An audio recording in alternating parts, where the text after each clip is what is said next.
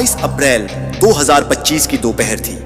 जम्मू कश्मीर के पहलगाम में बाईसरण के हरे भरे मैदानों में तीर्थयात्री और पर्यटक प्रकृति की गोद में सुकून तलाश रहे थे।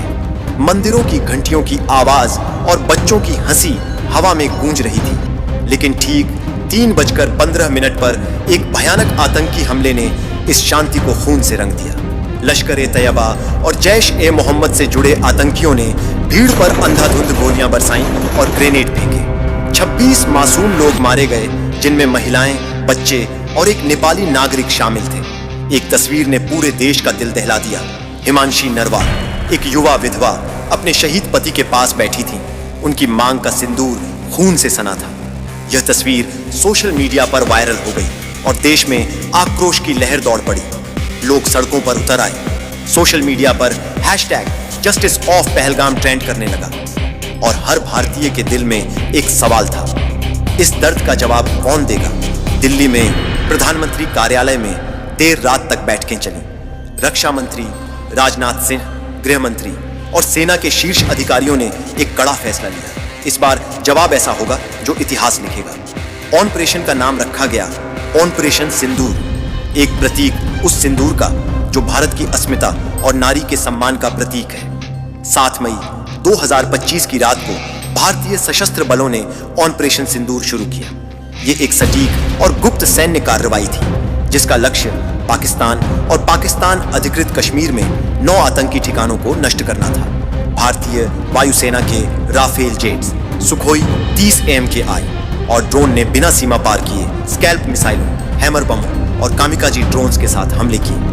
मुजफ्फराबाद, मीरपुर और बहावलपुर जैसे इलाकों में लश्कर-ए-तैयबा और जैश-ए-मोहम्मद के आतंकी शिविर मलबे में तब्दील हो गए। भारतीय सेना ने 25 मिनट में 24 सटीक हमले किए, जिसमें कम से कम 100 आतंकी मारे गए, जिनमें कई हाई वैल्यू टारगेट शामिल थे। रक्षा मंत्रालय ने बाद में बताया कि इन ठिकानों से पहलगाम हमले की साजिश रची गई थी। ऑपरेशन की खास बात यह थी कि भारत ने पाकिस्तान की सैन्य हवाई रक्षा प्रणाली को चकमा दे दिया। पाकिस्तान के HQ-9 रडार और JF-17 फाइटर जेट्स कोई जवाब नहीं दे सके। भारतीय सेना ने नोटिस टू एयरमैन के जरिए दक्षिणी राजस्थान में एक सैन्य अभ्यास की एड में इस ऑपरेशन को अंजाम दिया, जिससे पाकिस्तान को असली मंशा का पता ही नहीं चला। दिल्ली में सुबह 5 बजे प्रधानमंत्री नरेंद्र मोदी को ऑपरेशन की सफलता की रिपोर्ट दी गई। सैटेलाइट तस्वीरों में आतंकी ठिकानों से धुआं उठता दिख रहा था। रक्षा मंत्रालय ने एक बयान जारी किया, ऑपरेशन सिंदूर आतंकवाद के खिलाफ भारत की नई नीति है। हम अब आतंक को सहन नहीं करेंगे, लेकिन इस जीत की कीमत भी चुकानी पड़ी। ऑपरेशन के बाद पाकिस्तान ने जवाबी कार्रवाई शुरू की। 8 मई से लेकर 10 मई तक नियंत्रण रेखा पर भारी गोलाबारी हुई।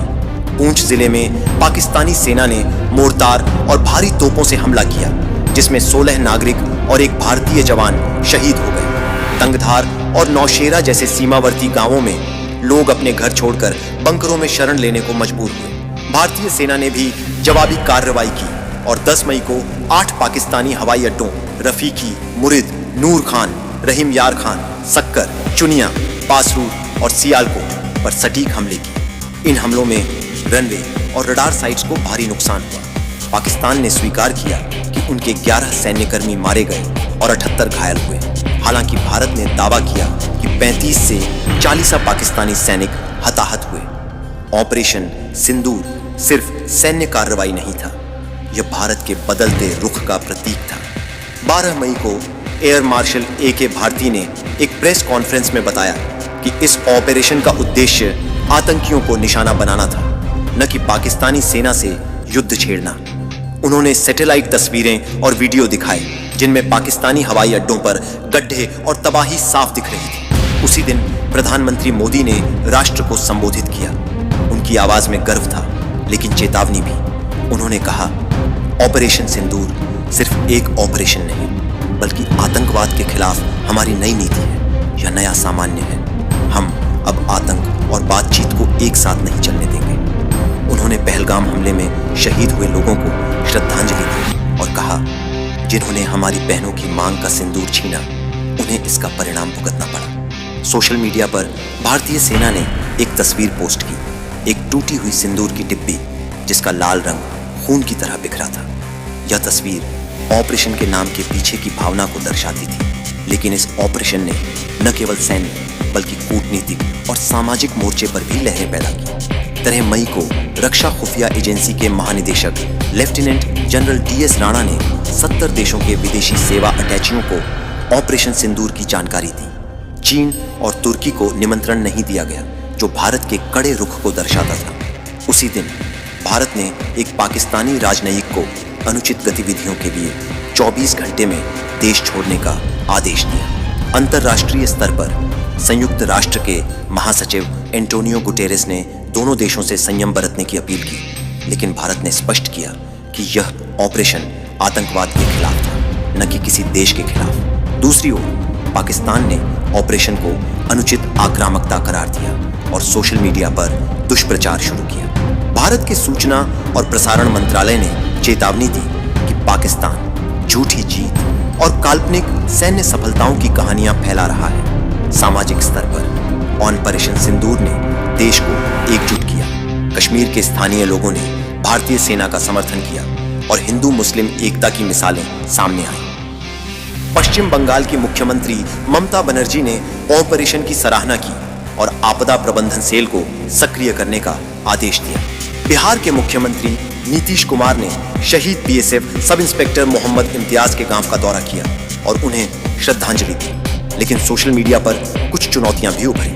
हिमांशी नरवाल को ट्रोलिंग का सामना करना पड़ा और कुछ हिंदुत्ववादी हैंडल्स ने असहमति जताने वालों को निशाना बनाया। ट्विटर X पर एक फर्जी पोस्ट जिसमें ऑपरेशन सिंदूर का गलत वीडियो था ने 10 लाख से ज्यादा व्यूज बटोरे, जिसे बाद में फैक्ट चेक किया गया। 13 मई को भारतीय सेना ने ऑपरेशन केलर शुरू किया, जो ऑपरेशन सिंदूर का विस्तार था। जम्मू कश्मीर के शोपियां जिले में राष्ट्रीय राइफल्स की खुफिया जानकारी के आधार पर 3 लश्कर-ए-तैयबा आतंकियों को मार गिराया गया, जिनमें एक शीर्ष कमांडर शाहिद कुत्ते शामिल थे। यह ऑपरेशन भारत के आतंकवाद के खिलाफ निरंतर अभियान को दर्शाता था।